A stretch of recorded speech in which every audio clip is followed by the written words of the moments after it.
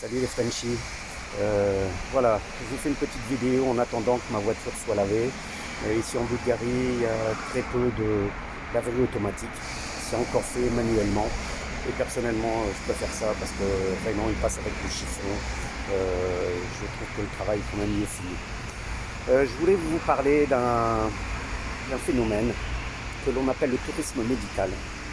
Parce que je vois beaucoup de vidéos circuler, bien sûr, de Français, de dentistes, de médecins et de chirurgiens, notamment en chirurgie plastique, qui viennent dénigrer le travail qui est fait à l'étranger.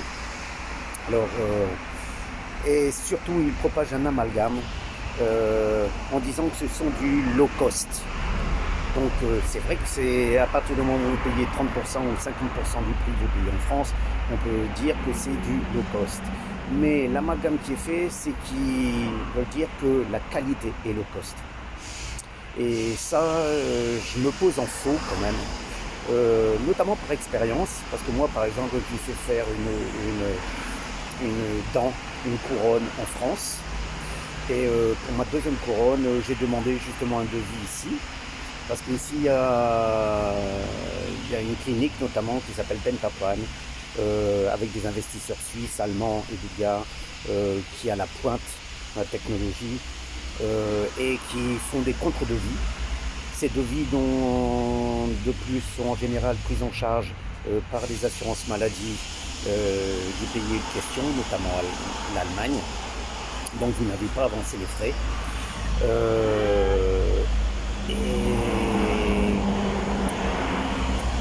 Et alors j'aimerais vous expliquer pourquoi on appelle du low cost. C'est du low cost, en fait, ce sont les frais de structure qui sont nettement moins chers. Quand vous pensez qu'en Bulgarie, par exemple, le salaire minimum, et encore, il a été augmenté largement depuis 2 ans, il est à 940 leva, ça fait à peu près, je dirais, du 450, 500 euros.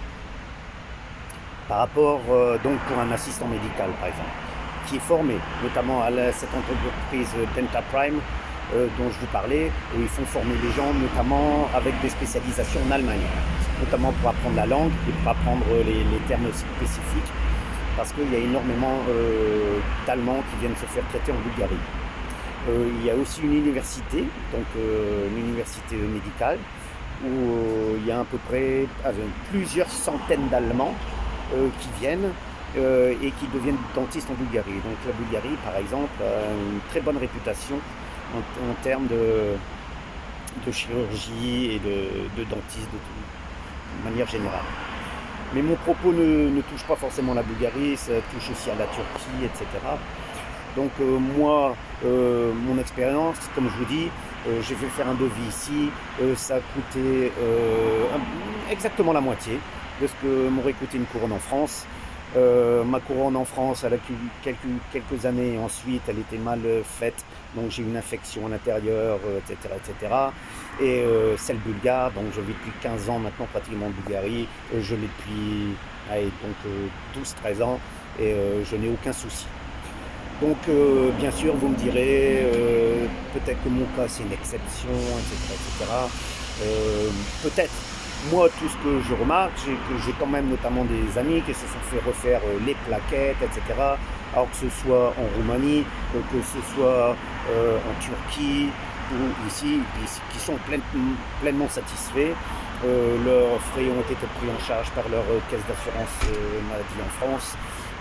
Et donc voilà, donc je dirais pour une couronne, ça vaut peut-être pas le coup de déménager, enfin de voyager plutôt. Mais par contre, quand on parle de devis 10 000, 15 000, 20 000 euros en France, et ici vous payez 6 000, 8 000, 10 000, ben voilà, quoi, tout simplement, ça vaut le coup. Il y a aussi certaines cliniques qui proposent même des fois, si vous avez des problèmes, de vous repayer l'avion si vous voulez, ou s'il y a des soucis quelconques. Donc voilà. Donc quand on parle de low cost, moi en termes de qualité, en tout cas d'après les remontées de différentes personnes et mon ressenti propre, je vois pas de grande différence par rapport à la France en termes de qualité. Par contre, c'est vrai que, comme je vous dis, ils font beaucoup l'amalgame. Le fait qu'il va falloir revoyager, finalement la Turquie, hein, c'est 2 heures de vol. hein, c'est pas non plus la mer à boire. Et si devait y avoir un problème, et comme je vous dis, la marge, elle se fait non pas au niveau des produits utilisés, etc., mais ça se fait surtout au niveau des structures. En Bulgarie, comme je vous dis, vous pouvez avoir quelqu'un pour 500, 600, 700 euros formé, hein, par mois en tant qu'employeur. Vous avez le loyer qui est moins cher, etc. Vous payez que 10% d'impôts. Donc voilà, tout ça, ça se reflète bien sûr sur les tarifs, hein. Mais comme je vous dis, ça ne veut pas dire pour autant que le boulot est bâclé ou que c'est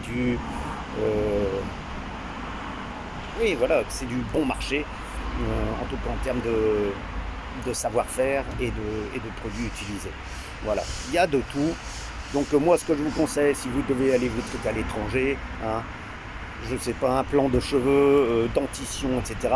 Ben, prenez pas les moins chers du marché, prenez un milieu de gamme. Donc voilà, si les moins chers du marché sont à 2000 euros et les plus chers sont à 8000, et ben prenez la moitié, prenez à 4-5 000 et vous serez bien, vous serez sûr comme ça de ne pas trop jouer sur le bas de gamme. Et en même temps, vous serez quand même nettement moins cher que la France. Et voilà, parce que je sais qu'il y a quand même beaucoup de gens qui ne se font pas traiter les dents en France parce qu'ils ne peuvent pas se les payer tout simplement.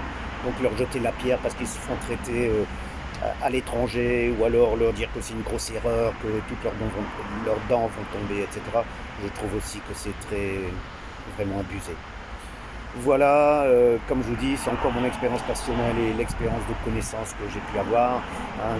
Ici, on n'est pas loin de la Turquie, donc il y a pas mal de gens qui vont se faire aussi traiter en Turquie et en Bulgarie, notamment au niveau dentaire. Donc voilà, c'était un petit peu mon ressenti. Et, donc faites attention un petit peu à la propagande qui est toujours faite. Chacun défend son steak, hein, c'est normal, et son business.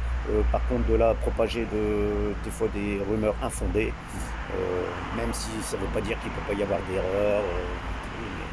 Bon, la France n'en est pas exclue non plus, hein. On présente toujours la France comme le meilleur système de santé au monde, les meilleurs spécialistes au monde. Ils sont à la pointe dans beaucoup de domaines, mais il y a aussi d'autres pays qui n'attendent pas, hein, et qui se forment, etc. etc. Donc voilà mon ressenti. Allez, ciao, salut les Frenchies.